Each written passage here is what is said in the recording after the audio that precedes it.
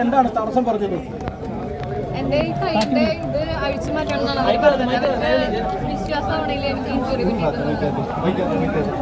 അവര് ഡോക്ടറെ പ്രിസ്ക്രിപ്ഷൻ കൊടുത്തിട്ട് അവര് വിശ്വസിക്കാനായിട്ട് തയ്യാറാവണില്ല. മേലുദ്യോഗസ്ഥരോട് വിളിച്ച് പറയിച്ചിട്ട് അവർ നേരിട്ട് ഇടപെട്ടിട്ടും അവര് ഒന്നിനും തയ്യാറായില്ല. അപ്പോൾ 6 മണി ഈ സമയം ഇത്ര 1:30 വന്നാണ് ഞാൻ ഇത്ര മണിക്കൂറിനുള്ളിലാണ് എനിക്ക് ഇത് ചെയ്യാൻ സാധിച്ചത്. പക്ഷേ ജനാധിപത്യ വിശ്വാസം എന്ന നിലയിൽ ഇന്ന് നടന്ന നിങ്ങളുടെ അനുഭവത്തിൽ നിങ്ങൾ എങ്ങനെ നോക്കി കാണുന്നു? ഈ രീതിയിൽ പോകേണ്ട കാര്യങ്ങളുണ്ടായിരുന്നോ? ഇത് എനിക്കുള്ള അനുഭവം ആർക്കും ഉണ്ടാകരുതെന്നാണ് എന്റെ ആഗ്രഹം. അതെ, ഞാൻ ഇവിടെ 1:30 വന്നാണ്. എന്റെ മോളും ഞാനും എന്റെ അച്ഛനും അമ്മയും വന്നതാണ്.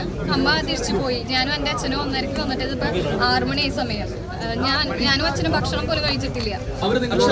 സ്വദേശിയാണ് നിങ്ങളുടെ വിവരങ്ങളൊന്നും സ്വദേശിയാണ് എവിടുന്ന് വന്നാണ് അത്തരം കാര്യങ്ങൾ?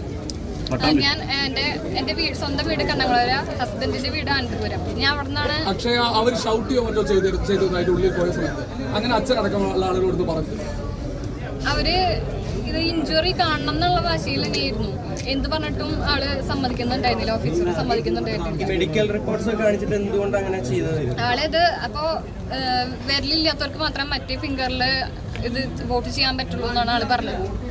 മറ്റ് സഹപ്രവർത്തകരടക്കം മറ്റു പേരിൽ ചെയ്തോട്ടെ എന്ന് പറഞ്ഞപ്പോൾ ആള് സമ്മതിക്കുന്നുണ്ടായിരുന്നില്ല. അത് നിയമവിരുദ്ധമെന്ന് ആള് പറഞ്ഞിട്ടുണ്ടായിരുന്നു. പലതവണ കളക്ടർ അടക്കമുള്ള ഉദ്യോഗസ്ഥർ ബന്ധപ്പെട്ടു, അവരെ കാര്യങ്ങൾ അറിയിച്ചു. അതിനുശേഷം അക്ഷയെ അവർ വിളിച്ച് സംസാരിച്ചു.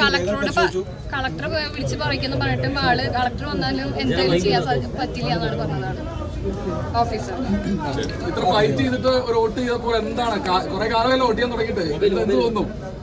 അഭിമാനം തോന്നുന്നു. ജനാധിപത്യത്തിന് വേണ്ടി വോട്ട്.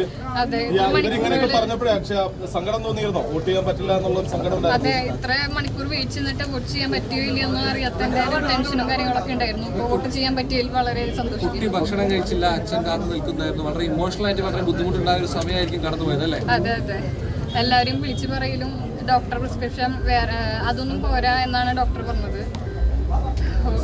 Thank you.